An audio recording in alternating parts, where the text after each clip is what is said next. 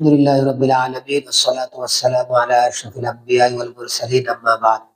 অনেক ভাই জিজ্ঞাসা করতেছেন যাকাত সম্পর্কে। যাকাত এই বিধানটা এত দামি, নামাজ যেরকম ফরজ যাকাতটাও ফরজ। নামাজ যেরকম অন্য নবীদের শরীয়তে ছিল, যাকাতটাও অন্য নবীদের শরীয়তে ছিল। শুধু আমাদের উপরে এটা হুকুম না, আগে এই হুকুম ছিল। যাকাত কাকে বলে? যাকাত শাব্দিক অর্থ হলো পাক করা, বাড়া।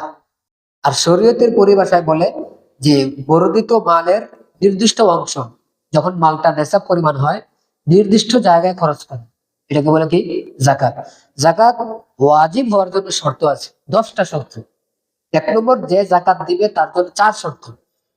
নাম্বার 1, মুসলমান হওয়া, তার মানে বেঈমান হলে যাকাতের হুকুম নাই। 2 নম্বর, আজাদ হওয়া, গোলামের উপরে যাকাত নাই। 3 নম্বর, আকেল হওয়া, মানে বুদ্ধিমান হওয়া, বেকুফ, যার মাথা সমস্যা, পাগল, তার জন্য এই হুকুম নাই। 4 নম্বর, বালেগ হওয়া, নাবালেগ বাচ্চার উপরে এই হুকুম নাই। এই 4টা শর্ত ব্যক্তির সাথে সম্পৃক্ত। আর 6টা শর্ত মালের সাথে সম্পৃক্ত। মাল, 1 নম্বর শর্ত হলো মালটা যে আমি যাকাত দিব, এই মালটার আমি পূর্ণ মালিক হইতে হবে, অর্ধেক মালিক না, পূর্ণ মালিক। 2 নম্বর, মালটা নেশাব পরিমাণ হওয়া লাগবে। 3 নম্বর, মালটা প্রয়োজনের অতিরিক্ত হওয়া লাগবে। 4 নম্বর, এই মালটা ঋণ থেকে খালি হইতে হবে। এমন না যে মাল যে পরিমাণ ঋণ ওই পরিমাণ, এটা হবে না। 5 নম্বর, মালটা মালের নামই হইতে হবে। মালের নামই মানে এমন মাল যে মালটা বাড়ে, যে মালটা, তাহলে সব মালের জাকাত না, যে মাল বাড়ে ওই মালের জাকাত। কটা হলো ভাই? 5 শর্ত। 6 নম্বর শর্ত হলো এই মালটার উপরে 1 বছর অতিক্রম হওয়া লাগবে। তাহলে 6 আর আগে গেল 4, 4 আর 6 10 শর্ত। এবার আমাদের বোঝা উচিত এখানে 2টা শব্দ গেছে, অনেক ভাই বুঝবেন না। 1 নম্বর, মালটা হওয়া লাগবে যে মালটা বাড়ে। এটা কি? মাল বাড়ে যে মালটা, ওই মাল 2 প্রকার। একটা হলো বাস্তবে বাড়ে, আর একটা বাস্তবে বাড়ে না কিন্তু বাড়ার হুকুমে। বাস্তবে বাড়ে কোন মাল? স্বর্ণ রূপা। এটা আপনি যদি গর্তের ভিতরে রেখে দেন, এরপরে সময় সময় কি করতে থাকবে? বাড়তে থাকবে। আর একটা মাল সরাসরি বাড়ে না কিন্তু বাড়ার হুকুমে, সেটা কি? ব্যবসার মাল। এবার ব্যবসার মাল যা হইতে পারে, আশা করি বুঝাইতে পারছি। আরেকটা বিষয় আমাদের বোঝা উচিত, নেশাব। নেশাব বলতে কি বোঝায়? নেশাবের ক্ষেত্রে 1 নম্বর, স্বর্ণ। স্বর্ণ যদি 7.5 তোলা বা 7.5 ভরি হয় তাহলে এটা নেশাব। গ্রাম হিসেবে আসে 87 গ্রাম 48 মিলিগ্রাম। এই পরিমাণ স্বর্ণ কারো কাছে যদি থাকে সে নেশাবের মালিক। আর রূপার ক্ষেত্রে 52.5 তোলা বা ভরি গ্রামের হিসাবে আসে 612 গ্রাম 36 মিলিগ্রাম। এই পরিমাণ রূপা যদি কারো কাছে থাকে তাহলে সে নেশাবের মালিক।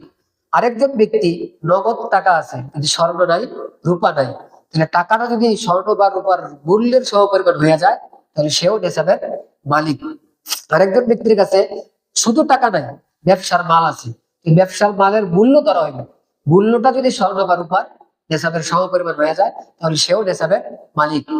এবার আরেকটা কথা, কারো কাছে পূর্ণ স্বর্ণ নাই, পূর্ণ রূপা নাই, পূর্ণ টাকা নাই, কিছু টাকা আছে, কিছু স্বর্ণ আছে, কিছু রূপা আছে, তাহলে সবগুলোর মূল্য ধইরা একসাথে মিলাইয়া যদি রূপার নেশাব পরিমাণ হয় অথবা স্বর্ণের নেশাব পরিমাণ হয়ে যায় তাহলেও সে কি হয়ে যাবে? নেশাবের মালিক হয়ে যাবে। এটা হলো নেশাব। গৃহপালিত পালিত যে প্রাণী আছে, প্রাণীর ক্ষেত্রে মনে রাখতে হবে যদি কেউ পালে দুধ খাওয়ার জন্য, দুধ পান করার জন্য, গোশত খাওয়ার জন্য, তো এখানে জায়গা নেই। 2 নম্বর, পালতাছে, এটাকে বৃদ্ধি করবো, বাড়াইবো, বাড়াইবো। যদি বাড়ানো শুধু নিয়ত, হ্যাঁ। আর এই ক্ষেত্রে হিসাব আসবে যে উটের ক্ষেত্রে 5টার নিচে জাকাত নাই, গরুর ক্ষেত্রে 30-এর নিচে জাকাত নাই, আর বকরি ভেড়ার ক্ষেত্রে 40-এর নিচে জাকাত নাই। আর যদি ব্যবসা করার উদ্দেশ্য বেচা কেনা হয় তাহলে বেচা কেনা যদি উদ্দেশ্য হয় এই গরুর মূল্যটা ধরতে হবে, ব্যবসার পণ্য হয়ে যাবে, তখন এটা কি দিব? ব্যবসার পণ্য হয়ে যাবে। এবার আমরা খেয়াল করি যে জাকাত আদায় করার ক্ষেত্রে, জাকাত আমরা যখন দিব, দেওয়ার ক্ষেত্রে ও নেশাবের বিষয় আমরা টাকার বিষয়টা বলে দিই। আমি সবাইকে বলতেছি যারা আমরা মাদ্রাসায় পড়ছি পড়ে নাই, অনেক ভাই আমাকে বলছে যে আমাদের পেস লাগে, এক জায়গায় ওলামায়ে কেরাম টাকার অঙ্ক বলতেছে একটা, আরেক জায়গায় ওলামায়ে কেরামের টাকার অঙ্ক বলতেছে আরেকটা। তো অনেকে বলছে আমরা পেরেশান হয়ে গেছি। আমি এই জায়গাটা বলে দিতেছি, মাসালা হইলো আসল টাকা না, আসল হলো স্বর্ণ রূপার পরিমাণ। আবার বলতেছি, জাকাতের হিসাব, আসল হিসাব কিসের? টাকার না, আসল হিসাব হলো স্বর্ণ রূপার পরিমাণ। কেন? কারণ টাকার মূল্য চট্টগ্রামে এক দাম, ঢাকাতে এমন হইতে পারে। তাহলে দাম যদি আসল ধরে আসল হলো কি? পরিমাণ। এবার দাম ধরবেন কিভাবে? যার যার এলাকায় যে, আমি আমার এই যে পাশে আমাদের যে বড় বাজার, হোমনা বাজারের থেকে গতকাল, গতকালের যে হিসাব, এর আগের দিন আমরা হিসাব করছি, ওই হিসাব অনুযায়ী যেটা পাইলাম, নতুন স্বর্ণ 22 ক্যারেটের যেটা, ওইটা ধরছে 2,40,000। এক ভরির দাম আছে 2,40,000 নতুন স্বর্ণ। খেয়াল করেন, তো 2,40,000 যদি হয় ভরি, তাহলে এটা 7.5 ভরির দাম ধরতে হইবে। 7.5 ভরির দাম বাইর করছে আমি 18 লক্ষ টাকা হবে। 18 লক্ষ, অনেক বেশি। আর যদি 22 ক্যারেটের ধরি, তো এটার দাম আসছে 2,33,000। 2 লাখ 2,33,000 টাকা যদি দাম আসে, তো এটার 7.5 ভরির দাম আসে 17,47,500 টাকা। 21-এর হিসাবে 17,47,500 টাকা আসে। এগুলো কিসের হিসাব? নতুন স্বর্ণের হিসাব। এবার আসেন পুরাতন স্বর্ণের হিসাব। 22-এরটা দাম ধরছে হুমনায়, দেখলাম 2,22,700 টাকা। 2,22,700 টাকা যদি আসে ভরি, তো 7.5 ভরির দাম আসে 16,70,250 টাকা আসে। আর 21-এরটার হিসেবে আছে 21 2,10,700 টাকা। 2,10,700 টাকা আছে। আর তার থেকে 7.5 ভরির দাম আসে 15,80,250 টাকা। এটা কিসের মূল্য? স্বর্ণের। এবার আমরা আসি রূপা। রূপা যদি নতুন ধরি, তো এখানে দাম আসলো 4,500 টাকা ভরি। এই হিসাবে 52 ভরির দাম আসে 2,36,250 টাকা। আবার রূপার 52 ভরি বা তোলার দাম আসে 2,36,250 টাকা দাম আসে, মানে এই মূল্য আসে। এই পরিমাণ মালিক হইলে জায়গাটা কি আমার আপনার নেশাবার মালিক হবো। এবার আসে পুরাতনটার হিসাব। পুরাতন রূপার দাম 3,500 টাকা। 3,500 টাকা যদি আসে, তো 52 তোলার ভরির দাম আসে 1,83,750 টাকা। তাহলে কম কোনটা? পুরাতনটা।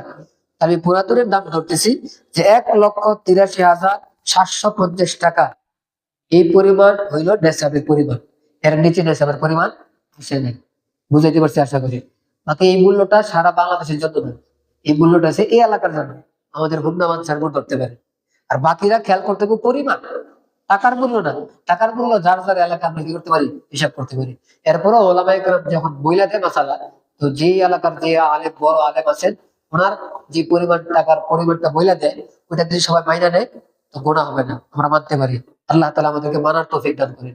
দিতে গিয়ে আমরা আপনার খেয়াল করতে হবে, যখন আমরা জাকাত দিব, 1 নম্বর শর্ত নিয়ত করতে হবে। নিয়ত ছুটে গেলে জাকাত আদায় হবে না। 2 নম্বর, যাকে দিব তাকে মালিক বানায় দিব। যদি মালিক বানায় না দেয়, তাহলে জাকাত আদায় হবে না। তাহলে এখন আমার একটু বুঝাইতে হয়, নিয়তটা যখন আমি টাকা আলাদা করতেছি তখন নিয়ত করতে পারি, যখন আমি আলাদা করছি তখন নিয়ত করতে ভুলে গেছি, যখন আমি টাকাটা দিব তখন আমি নিয়ত করতে পারি, তখন সুযোগ আছে।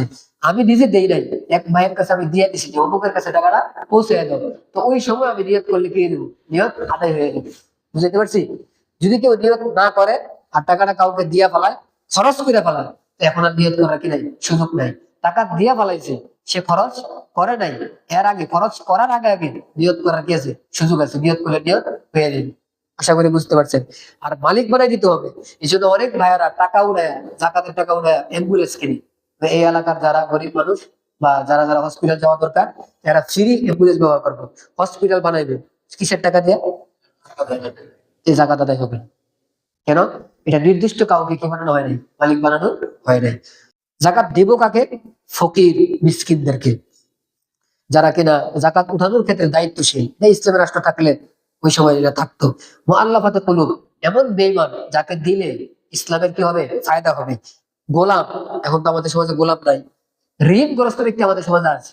ঋণগ্রস্ত, টাকার মালিক অনেক, কিন্তু ঋণে এমন ধরা খাইছে, পুরা ওনাকে ডাইকে বলেছে কি দিয়া, ঋণ দিয়া। তো এই ঋণগ্রস্ত ব্যক্তিকে দেওয়া যাবে।